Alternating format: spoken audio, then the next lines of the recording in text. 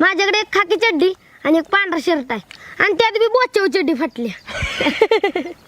आई शिवते आदनमधनं, नवी घे म्हणलं पण घेत नाही. एकदा देवळीतनं कापडं काढताना आईच्या साडीला आतनं भोगळं पडलेलं बघितलं. नेसताना बरोबर दडी होती ती, लोकांनी कधीच दिसलं नाही बघ. तेव्हापासून मला कधीच वाटलं नाही माझी चड्डी बोचाव फाटली.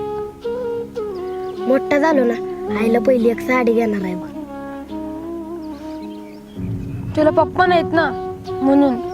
असं बी काय केलं असतं रे, रोज पिऊन यायचं, आईला लय मारायचं. असत्याला तेवढं सगळं पैसे घेऊन जायचं, काव काव उपाशी झोपायला लागायचं. पण आता आई आहे तर वाट तरी भरते.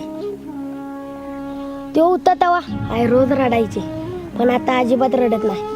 माझ्या आईला रडवणार कुणीच नको आहे बघ, कारण मला कधीच रडू देत नाही. रडलो तरी माडी घेऊन घास भरवती बघ. माझ्या आईने मला शेवटचा घास भरवलेला आठवत नाही रे. अरे येड्या, माझी आई रोज मला घास भरवते, रोज जवळ घेऊन झोपते, चांगल्या चांगल्या गोष्टी सांगते.